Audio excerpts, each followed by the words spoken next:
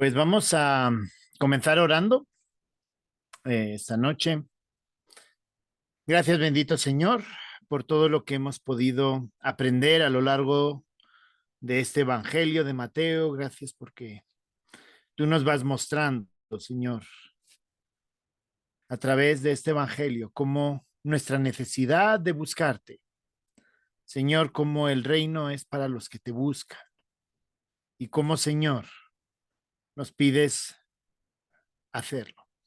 Señor, en el capítulo de hoy, Mateo 16, te pedimos que tú nos hables, que nos muestres a través de tu palabra cómo seguir haciéndolo. Guía nuestro entendimiento. Ayúdanos, Señor, en el nombre de Cristo Jesús. Amén. Pues con respecto a este discurso, el capítulo 16 pertenece a la parte narrativa, pero habíamos estado viendo que del capítulo 13 al capítulo 17 está hablando o está enseñándonos acerca de un nuevo y apartado pueblo para Dios.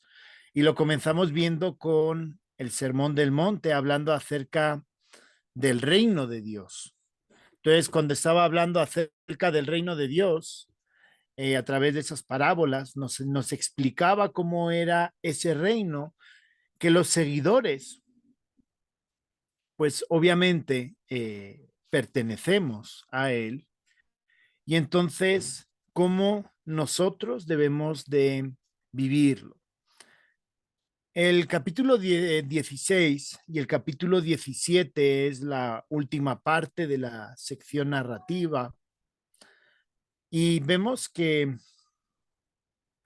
ya termina y termina con, vamos a verlo con un contraste y un tema, digamos, con un contraste algo contrapuesto y que está apuntando hacia la cruz y tiene que ver con ese reino. Porque si en el capítulo 13 las parábolas nos describía el reino, vamos a ver que en el 16 y en el 17 habla acerca del sufrimiento y habla también, eso es el capítulo 16, y el capítulo 17 habla acerca de la gloria, que eso lo veremos la semana que viene en la transfiguración. Entonces, este capítulo nos sigue hablando acerca de esa pertenencia al reino y en este capítulo concretamente, nos habla acerca de quién es el rey en este reino. Cuando hablamos de un rey, de un presidente, eh, hablamos de alguien que es representante, representante de una nación, representante de un pueblo. Y entonces, en nuestro caso, hablando acerca del reino, porque como cristianos debemos de buscar ese reino, entonces, ¿quién es la persona a la cual debemos de buscar? Es a Jesucristo. Y entonces, el capítulo 16 y el 17, vamos a ver que en el 16 hay como dos partes. Y la segunda parte del 16, como he dicho antes, se contrapone con el 17, que vamos a ver que es la semana que viene, que tiene que ver con la transfiguración. Vamos a leerlo en dos partes y comienza diciendo, del verso 1 al verso 12. Viniendo los fariseos y los saduceos para tentarle, y le pidieron que les mostrase señal del cielo, mas él respondiendo les dijo, cuando anochece, cuando anochece decís, buen tiempo, porque el cielo tiene arréboles.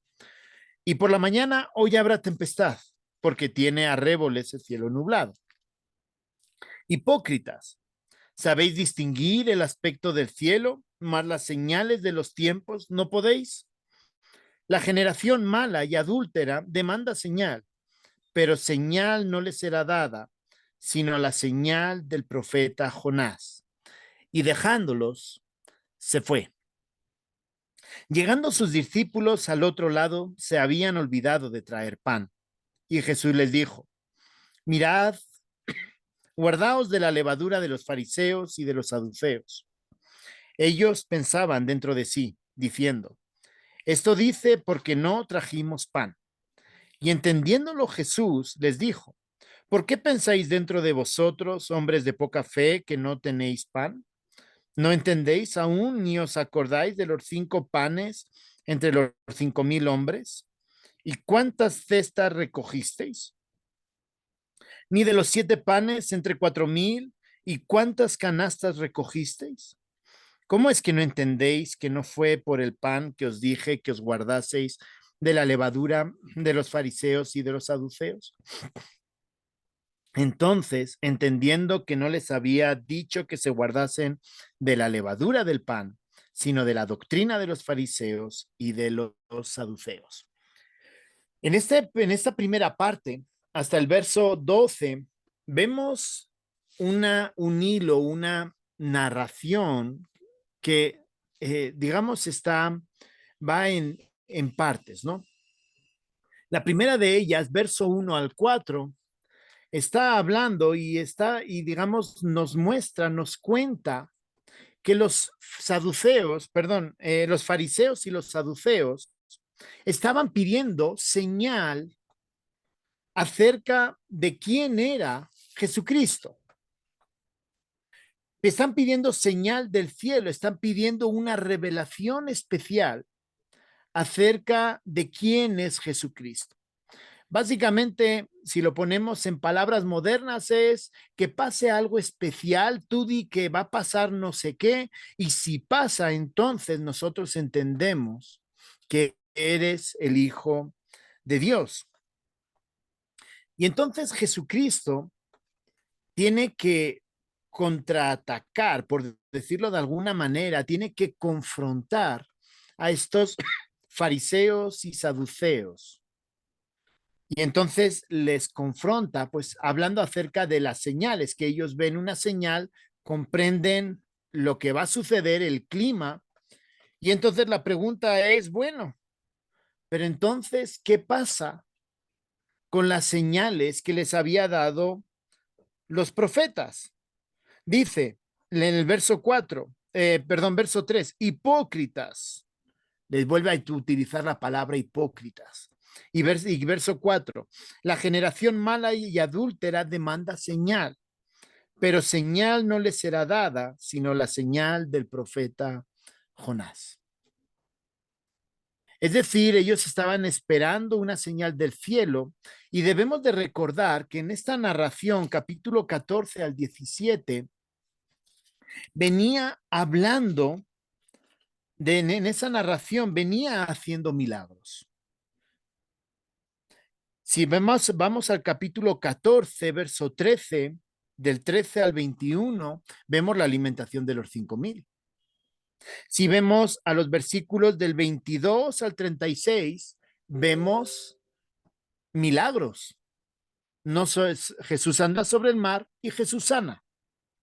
Luego, el capítulo 15, tenemos 2 historias, los fariseos y la cananea. Es un contraste de quién realmente es un verdadero hijo de Dios, alguien que cree, quien cree verdaderamente, y lo contrasta entre un fariseo y una cananea, que es la sirofenicia, y dice, quien realmente tiene fe es la sirofenicia. Y si vamos otra vez al verso 29, al verso 31, vuelve a haber milagros. Y del verso 32 hasta el 39 vuelve a haber otra alimentación, ya no de 5.000, de 4.000. Ese es un quiasmo, ¿de acuerdo? El centro es el contraste entre los fariseos y la sirofenicia o la cananea. Pero si nos damos cuenta, en esta historia no ha habido, en el capítulo 14 y 15, no ha habido un cambio de lugar, pero sí ha habido una evidencia de milagros. 2 alimentaciones, más 2 milagros de sanidad, más caminar sobre el mar. Y entonces el capítulo 16 comienza confrontando a esos fariseos y a esos saduceos, como diciéndoles, bueno, señores, ustedes están pidiendo una señal. Todo lo que he hecho Para ustedes, entonces, ¿qué ha sido? ¿No ha valido para nada? Y entonces Jesús, en este caso, ya empieza a apuntar, empieza a hablarles acerca de la señal que va a marcar que realmente él es el Mesías. Y dice la señal del profeta Jonás. La señal del profeta Jonás está hablando de los 3 días que estuvo en la panza del pez y fue expulsado, digamos, en paralelo, digamos, apuntando proféticamente o mostrando proféticamente los 3 días que sería sepultado Jesucristo y al tercer día resucitaría. Y entonces ya Jesús empieza a ser claro. Ya en el capítulo 16, estamos más o menos a la mitad más o menos del libro del Evangelio de Mateo, y ya empieza a hablar de la cruz. Y ya empieza a decirles los milagros que, le van a, que van a ver de aquí en adelante tienen que ver con lo que va a ser su resurrección, su muerte y su resurrección. Si viéramos del capítulo 16 en adelante, ya no vuelve a haber milagros. Eso se los dejo a ustedes para que lo miren. Pero si ustedes miran, el único milagro que viene después del capítulo 16 es la muerte y la resurrección de Jesucristo. Por eso les dijo, ya solo veréis la señal del profeta Jonás, la muerte y la resurrección de Jesucristo. Esto es una esto es un contraste o está confrontando a los fariseos que habiendo visto los milagros ya pidieron señal y ya Jesús ya no está más, por decir así, no está más dispuesto a dar más señales, sino que las únicas señales que van a quedar para ellos van a ser la muerte y la resurrección. Sí queda una que es la transfiguración, pero esa transfiguración, recordemos que es un milagro, llamémoslo de esta manera, o un evento especial que solamente 3 personas lo ven. No lo ve ningún fariseo, no lo ve ningún saduceo. Así que tenemos la primera parte, que los fariseos piden señal. Y esto nos debe de hacer muchas veces reflexionar acerca de nuestra insistencia en nuestra vida de buscar señales para comprender lo que Dios está haciendo. Debemos de tener cuidado, porque los milagros y las señales Dios los utiliza de una forma particular, según sea su voluntad. Aquí ellos estaban pidiendo simplemente para complacerse su propio ego.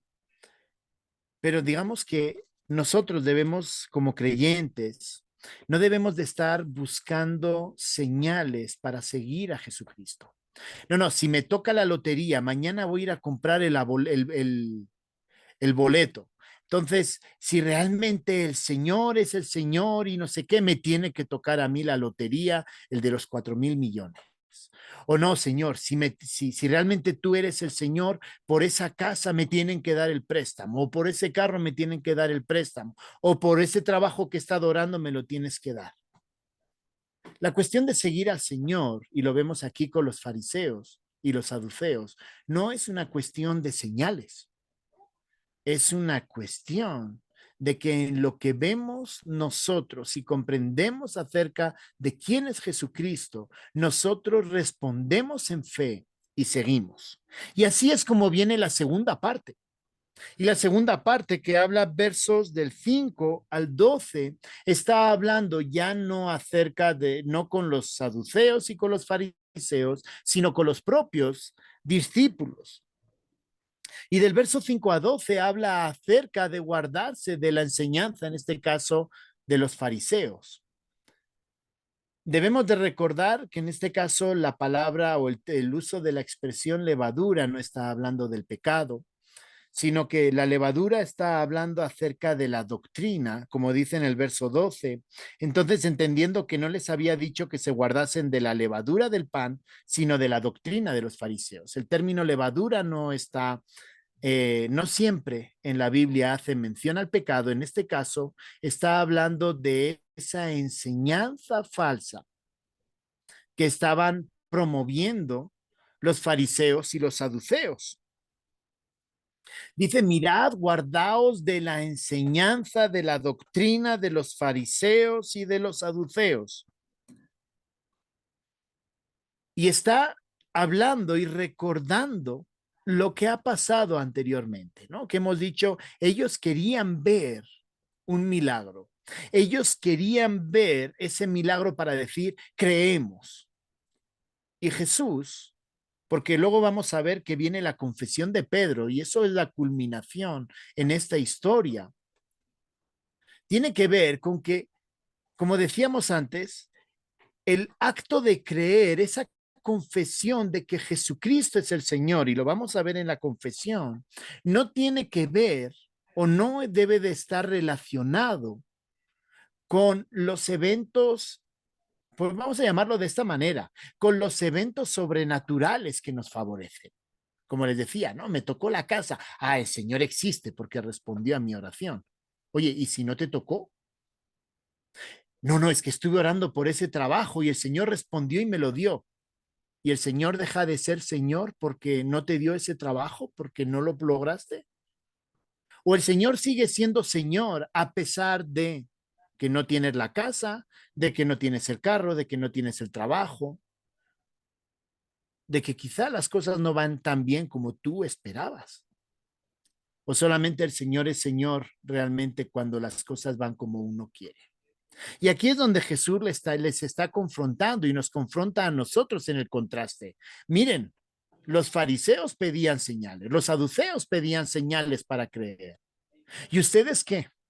Mucho cuidado con esa doctrina, con esa enseñanza de que para poder creer que es el Mesías, entonces tienen que hacer o tienen que suceder las cosas que yo decido que quiera que sucedan. Mirad, guardaos de la levadura de los fariseos. Y aquí hay algo bien interesante y quería hacer la observación en el verso 8. Miren la expresión que utiliza. Dice, y entendiéndolos Jesús, porque ellos pensaban que no habían traído pan, ¿por qué pensáis dentro de vosotros, hombres de poca fe, que no tenéis pan? ¿Y qué es lo que le recuerda en el verso 9 y en el verso 10? La alimentación de los 5,000 y la alimentación de los 4,000. Básicamente, señores, el problema no es el pan. Yo puedo hacer pan, todo el pan que ustedes quieran y que haga falta. No hace falta, o sea, no, el problema no es el pan, pero miren cómo los llama, hombres de poca fe. Esa palabra, esa expresión, hombres de poca fe, es una expresión que se ha repetido y falta una ocasión más todavía que se repita a lo largo del Evangelio de Mateo. Mateo capítulo 6, verso 30, cuando está hablando del afán y de la ansiedad, dice, ¿no hará mucho más a vosotros, hombres de poca fe? Mateo capítulo 8, verso 26, cuando Jesús calma la tempestad, les dice, ¿por qué teméis, hombres de poca fe? Capítulo 14, verso 31, cuando ha andado sobre el mar, le dice, hombres de poca fe, ¿por qué dudasteis? Capítulo 16, verso 8, hombres de poca fe, y capítulo 17, verso 20, que lo veremos la semana que viene, por vuestra poca fe, porque de cierto os digo que si tuvieseis fe como un grano de mostaza.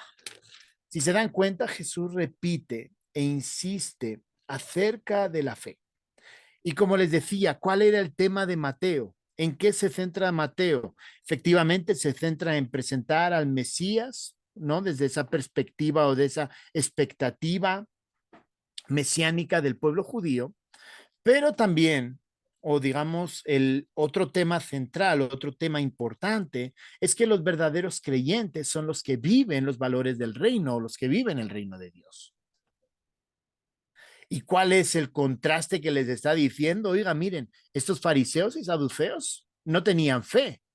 Y ellos, Jesús les dice, oye, mucho cuidado con esos, con la levadura de los fariseos. Y ellos lo único que piensan es, oye, se nos olvidó el pan. Y entonces Jesús les vuelve a decir, hombres de poca fe. ¿Por qué? Porque pareciera que los milagros ellos tampoco los entendieron. La alimentación de los 5,000 y la alimentación de los 4,000, donde Jesús con 5 panes y 7 panes dio de comer a toda esa cantidad de personas.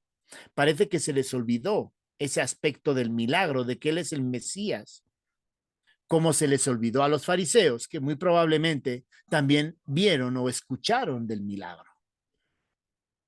Entonces Jesús los está poniendo al mismo nivel, tanto a los fariseos y saduceos como los discípulos. Pero Jesús tiene misericordia de ellos. Y eso es algo que es precioso en medio de todo esto. Y es algo precioso para nosotros. En medio de nuestra lucha por por aumentar nuestra fe, por realmente creer y tener esa convicción, Dios no nos desecha, Dios tiene misericordia. Dios le podría haber aplicado a esos discípulos la misma que les aplicó a los fariseos y saduceos. Nah, estos ni sirven, ¿no? Mejor me voy. Pero en cambio con sus discípulos sí los confronta y les dice, son hombres de poca fe, pero tiene la misericordia de explicarles qué es lo que les está diciendo. Jesús el Señor en medio de nuestra confianza y convicción en ese reino, en vivir esos valores del reino, en vivir, en acercarnos al reino, acercarnos a Dios, a pesar de muchas veces de nuestra poca fe, Dios tiene misericordia y nos da oportunidades para comprender y acercarnos. Y Jesús se lo explica. ¿No? Versos 11. ¿Cómo es que no entendéis que no fue por el pan que os dije que os guardaseis de la levadura de los fariseos y de los saduceos? Con una pregunta ellos entendieron de qué les estaba hablando. Y todo esto que hemos visto acerca de esa petición de la señal, acerca de quién es Jesucristo, los fariseos y saduceos pedían señal y Jesús les dice, oiga, ustedes están bien equivocados. Y los discípulos pareciera que tampoco entendieron. Y dice, hombres de poca fe, pero tiene misericordia y les explica y les habla acerca de no pensar y no hacer las cosas de la misma manera que ellos, sino comprender que Él es el Mesías. Viene un aspecto clave en el capítulo 16. Pedro comprende quién es Jesús. ¿Se dan cuenta la trama? Ya no hace falta milagros. Ellos ya han entendido, han comprendido lo que Jesús es. Y entonces viene la declaración tan preciosa de Pedro. Y vamos a leer versos 13 al 20, que dice así: viniendo Jesús a la región de Cesarea de Filipo, preguntó a sus discípulos diciendo, ¿quién dicen los hombres que es el Hijo del Hombre?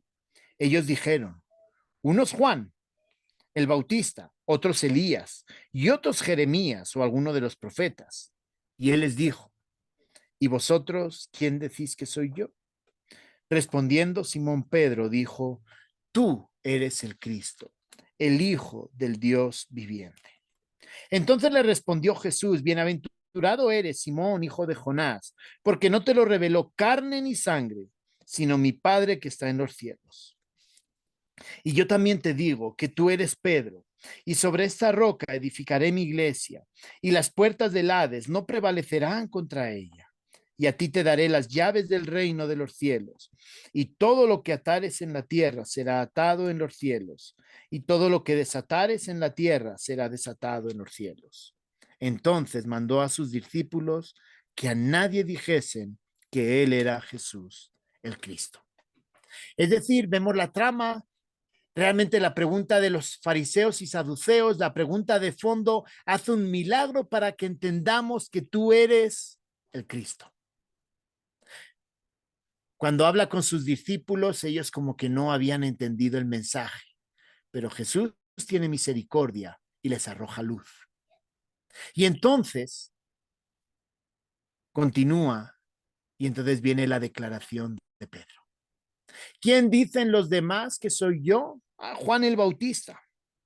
Otros Elías, otros Jeremías o alguno de los profetas.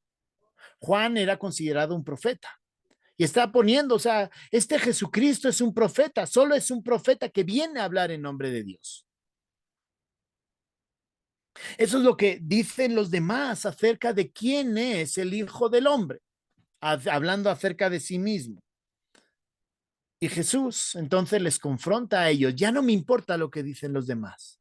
Y ustedes que han estado conmigo, y ustedes que han visto los milagros, y a ustedes que los he regañado recientemente porque no entendieron las cosas, ahora, ¿quién decís que yo soy? Y Pedro, el más aventado, hace la afirmación que es clave. Aparece en los otros evangelios, pero aquí en Mateo esta afirmación es clave en el evangelio. Tú eres el Cristo, el Hijo del Dios viviente. Tú eres el Mesías, el Hijo del Dios viviente. Tú eres el Mesías, tú eres Dios. Miren qué afirmación.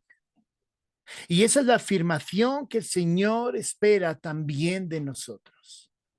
Nosotros no seguimos a un profeta como lo llaman los musulmanes. No, no, es que Jesús fue un profeta como cualquier otro. No, no, no, no, no. Ellos respetan los profetas del Antiguo Testamento y le ponen a Jesús a la altura del resto de los profetas. No, Jesús no es ningún profeta. Jesús no es solo un maestro, un rabí. No, no, Jesús es el Mesías. Jesús es Dios.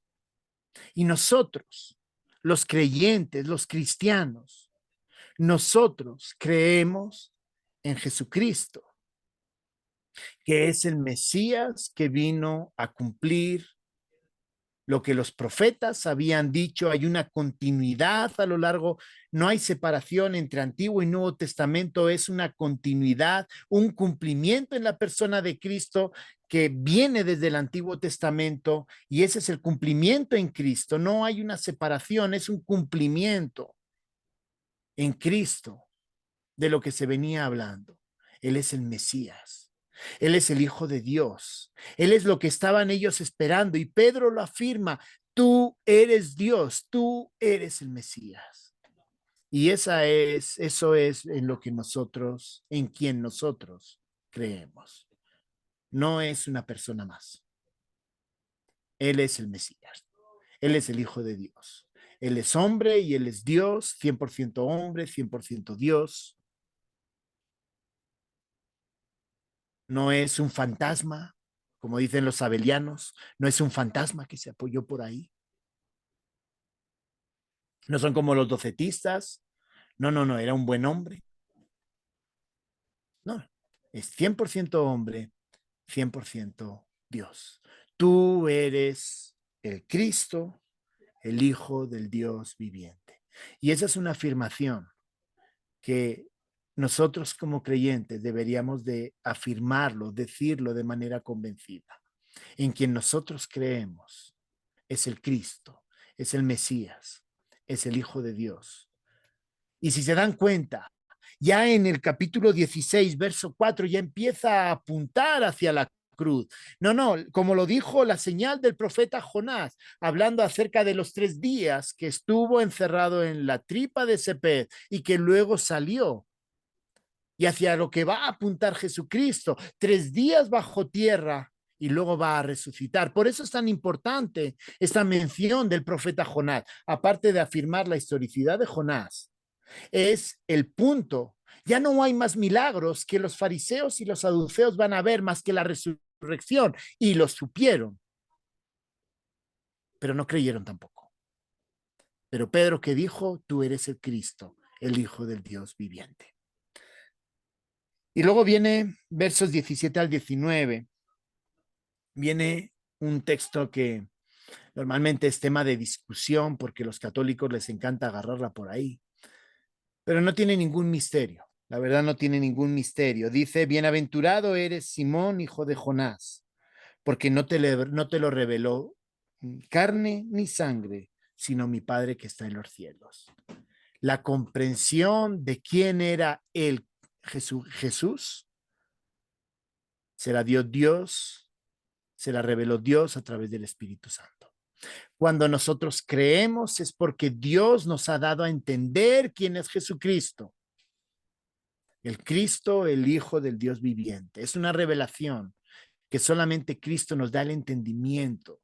¿Por qué? Porque nuestro corazón es pecaminoso, nuestro corazón no puede acercarse a Dios y solamente el entendimiento que nos puede dar Dios nos puede dar esa comprensión clara de quién es realmente Jesús. Porque si lo vemos hasta esa sección, hasta el capítulo 16, hacia atrás no hay nada. No hay ninguna afirmación, es ahí. Y entonces le dice, te lo reveló Dios a través, no lo dice, pero es obviamente a través del Espíritu Santo. Le dio el entendimiento de quién era Él. Y entonces dice, yo también te digo que tú eres Pedro, y sobre esta roca, sobre esta afirmación, edificaré mi iglesia. Tú eres el Cristo, el Hijo del Dios viviente. Sobre esa afirmación que Pedro había hecho, se edificaría la iglesia. ¿Qué tiene que ver con lo que hemos leído atrás? La señal de los profetas, de los 3 días que murió y al tercero resucitó. Y las puertas del Hades no prevalecerán contra ellas, ¿no? Sobre esa afirmación sobre Jesucristo no prevalecerán, porque Él lo vence en la cruz. Y le dice, y a ti te daré las llaves del reino de los cielos, y todo lo que atares en la tierra será atado en los cielos, y todo lo que desatares en la tierra será desatado en los cielos. Le está dando a Pedro, pero solamente a Pedro, como apóstol, le está dando esa autoridad. Y es una autoridad que en cierto modo, o sea, le está dando esa autoridad de que en el modo de atar y desatar, no está hablando de que él es el que tiene las llaves, como muchas veces lo dibujamos, y lo que él permita o no permita, sino que él da a la iglesia autoridad sobre la afirmación de quién es la iglesia. La iglesia es bajo la afirmación de Pedro, de tú eres el Cristo, el Hijo del Dios viviente. Entonces a la iglesia da una autoridad. Pero esa autoridad no es una autoridad como se la toman los católicos, sino es, en cierto modo, el que cree entra dentro de la iglesia. Ya por último, versos 21 al 28, que tiene que, digamos, está relacionado con el 17 del 1 al 13, toca dos temas contrapuestos. Y aquí vamos a tocar el primer tema. Y el primer tema tiene que ver con el sufrimiento. Hemos visto la afirmación de Pedro, tú eres el Cristo, el Hijo del Dios viviente. Vemos la afirmación de que sobre esa afirmación está la iglesia, porque Jesucristo es quien va a morir en la cruz en favor de todos los hombres y entonces va a formar esa iglesia, esa eclesía, ese grupo. Pero vemos ahora, digamos que algo sorprendente, un cambio. Dice verso 21 al 28. Desde entonces comenzó Jesús a declarar a sus discípulos que le era necesario ir a Jerusalén. Hasta ese momento había estado en la zona de Galilea y padecer mucho de los ancianos, de los principales sacerdotes y de los escribas, y ser muerto y resucitar al tercer día. Eso que habla de la profecía de Jonás, la señal del profeta Jonás. Ahí está hablando ser muerto y resucitar al tercer día. Entonces Pedro, tomándolo aparte, comenzó a reconvenirle, diciendo: Señor, ten compasión de ti. En ninguna manera esto te acontezca. Pero él, volviéndose, dijo a Pedro: Quítate de delante de mí, Satanás. Me eres tropiezo, porque no pones la mira en las cosas de Dios, sino en las cosas de los hombres.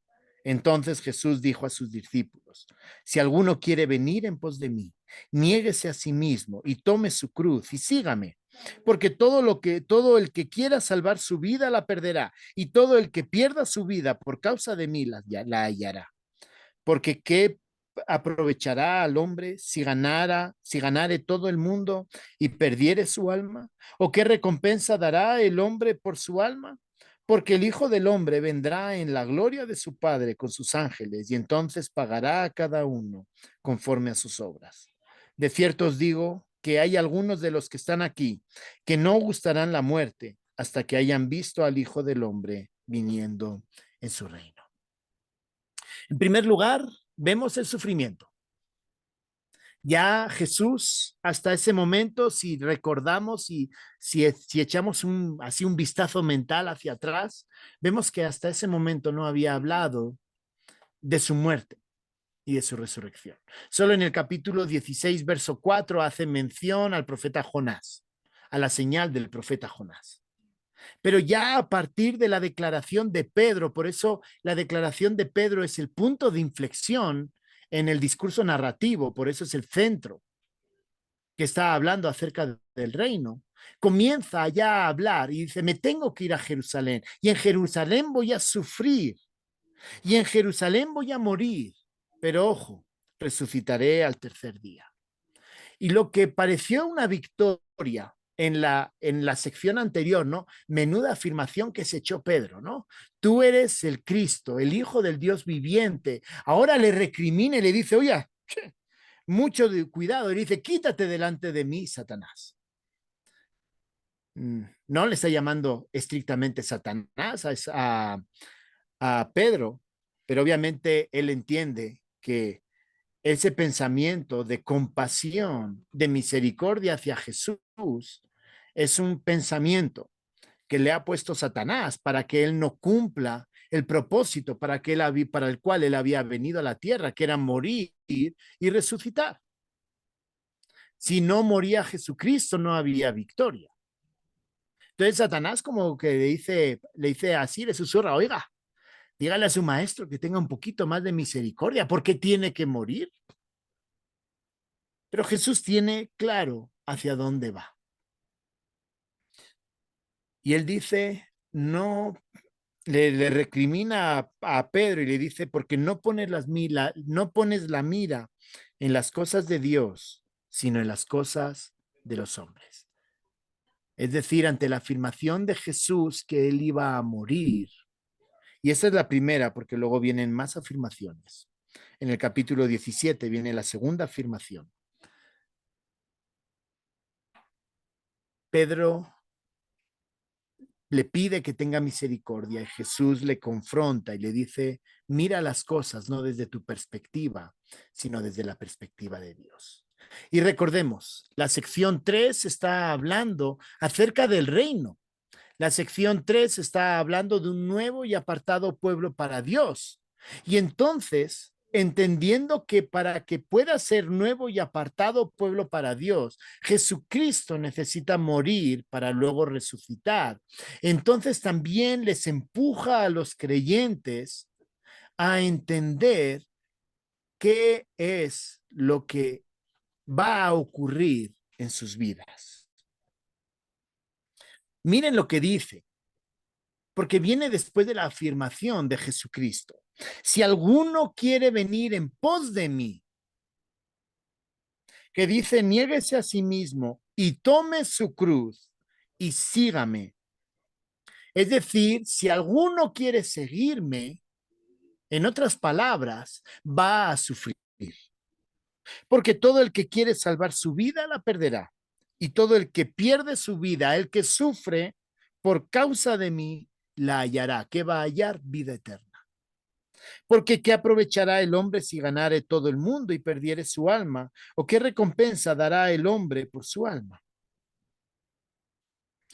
Dice, sigue diciendo, porque el Hijo del Hombre vendrá en la gloria de su Padre con sus ángeles y entonces pagará a cada uno conforme a sus obras. Has sufrido por causa de Cristo, quizá ahora sufras, pero va a venir, el Señor vendrá un día y te recompensará por ese sufrimiento. De cierto os digo que hay algunos de los que están aquí que no gustarán la muerte hasta que hayan visto al Hijo del Hombre viniendo en su reino. Si se dan cuenta, la trama va por ahí. Y aquí está hablando de sufrimiento y el capítulo 17 habla de la gloria, que es la transfiguración de Jesucristo. Pero desde el comienzo del capítulo 16 va buscando quién comprende quién es el Mesías. Y Pedro es quien lo dice. Los fariseos y saduceos, con todo su conocimiento, los llama hipócritas y le dice, ustedes no entienden nada. Los discípulos tampoco lo entendieron, pero Dios tuvo misericordia de ellos y se lo explicó. Y luego cuando hace la pregunta, Dios revela a Pedro que él es el Cristo, el Hijo del Dios viviente. Y que sobre ese Cristo, sobre ese Mesías, sobre esa afirmación, él edificará a la iglesia. ¿Y qué es lo que tiene que suceder para que surja esa iglesia, para que surja ese nuevo pueblo comprometido con el Señor? Jesucristo tiene que morir y resucitar. ¿Y sus seguidores qué tienen que hacer? Sufrir. Así que el sufrimiento es parte de la respuesta a la cruz. Muy probablemente los discípulos todavía estaban batallando, pensando en que ellos iban a ser reyes o que o que Jesús iba a ser el rey y que ellos iban a estar gobernando con él, con ese Mesías. Ellos pensaban en algo bueno. Y Jesús les cambia el discurso completamente. ¿Y qué les dice? Ese nuevo y apartado pueblo para Dios viene con una característica: sufrimiento. Estaba leyendo un libro de patrística en el año más o menos 300, siglo IV. Es cuando el emperador Constantino eh, adopta el cristianismo como religión o establece el cristianismo como religión en el Imperio Romano. Hasta ese entonces habían estado sufriendo persecución. Una de las preguntas que se hace un padre de la iglesia es, bueno, ahora que la iglesia no está sufriendo, ¿cuál es la señal de un cristiano en un lugar o en un país o en un imperio cristiano, entre comillas? Y él habla de la humildad y también habla del sufrimiento de otra manera. Nosotros vivimos en un ambiente cristiano, o cristianizado, o con tradiciones cristianas. Hablar de Cristo, hablar de Dios, aquí en Colombia, hablar en Latinoamérica, no es desconocido. Pues quizá no lo sean, pero no les suena raro. La señal de un verdadero creyente, incluso en una cultura cristianizada, es el sufrimiento. Y algunos se puede preguntar, bueno, ¿y el sufrimiento por qué? El sufrimiento porque hacemos las cosas bien. Hacer las cosas bien es no tener o sea, no es una familia perfecta, pero es una familia ejemplar. Y ejemplar, por eso digo, no es perfecta. Nos equivocamos. Nos equivocamos en decisiones con nuestros hijos, nos equivocamos en decisiones con nuestros cónyuges, pero no siendo perfecta, la familia es un ejemplo y como matrimonio, en medio del sufrimiento y en medio de no entender a mi esposa y muchas veces mi esposa no entenderme a mí, a pesar de ese sufrimiento, seguimos caminando y seguimos buscando al Señor. El sufrimiento donde viene en que pudiendo hacer negocios, y voy a utilizar esta palabra, sucios, para ganar más plata, la honestidad va por delante. Entender que es el Señor quien me da los recursos para un negocio y yo debo de usarlos correctamente y bendecir a las personas porque es el Señor que me los da. Eso es parte del sufrimiento. ¿Por qué? Pregúntense. ¿Por qué los sueldos están tan bajos en estos momentos? Que ni siquiera son sueldos dignos para una vida. Vamos a decir, no dignifican al hombre. ¿Y saben qué es lo peor?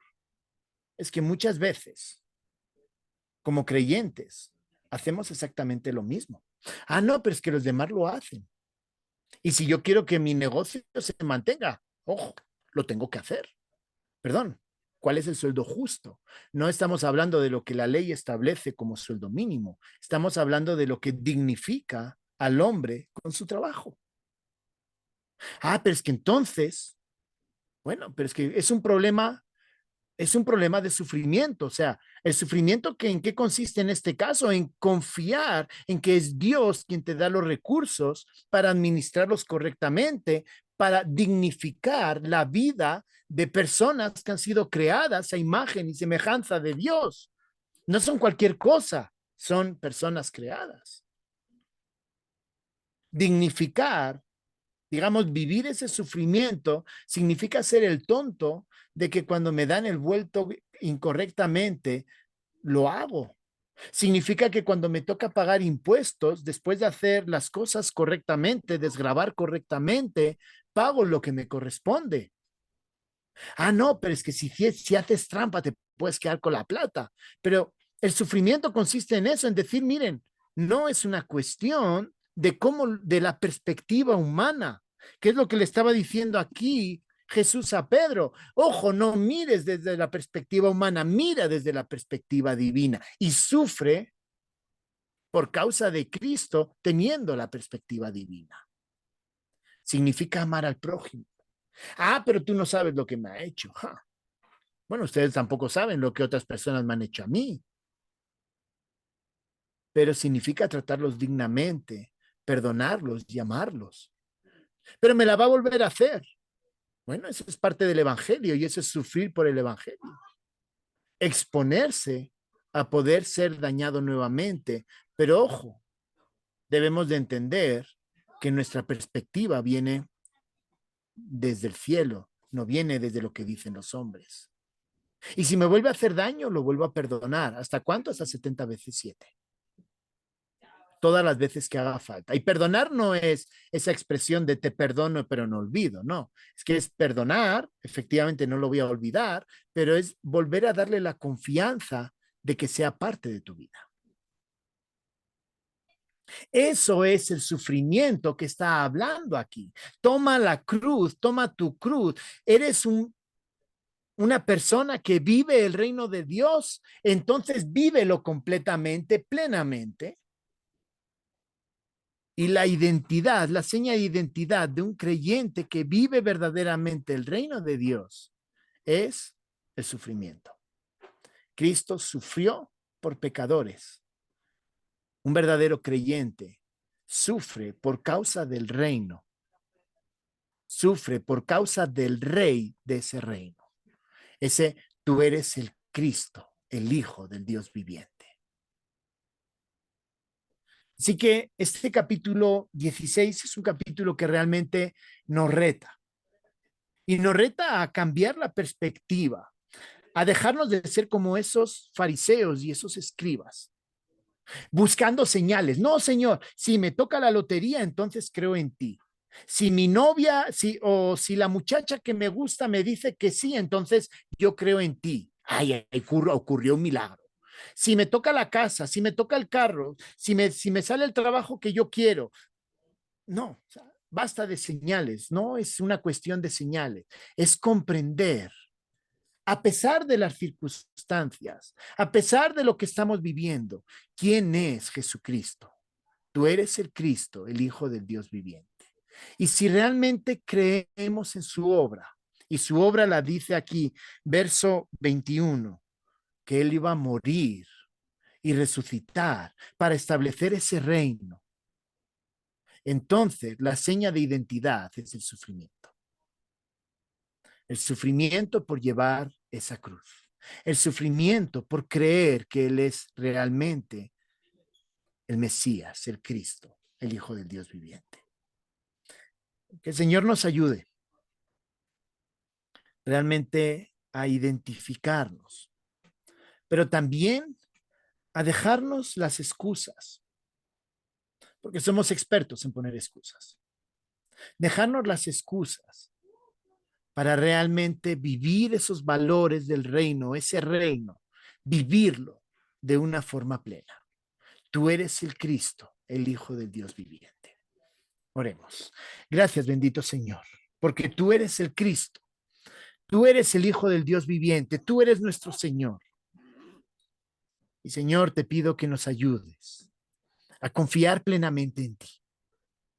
Señor, ayúdanos a ajustar nuestras vidas porque lo necesitamos. La verdad lo necesitamos. Hay muchas cosas que todavía siguen encubiertas, siguen estando ahí y dejamos que el pecado todavía las controle. No te la hemos entregado a ti.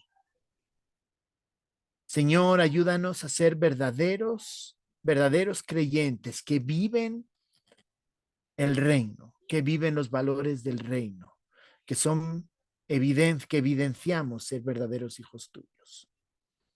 Señor, que esa afirmación sea una afirmación completa y plena en nuestras vidas. Te lo pedimos en el nombre de Cristo Jesús. Amén.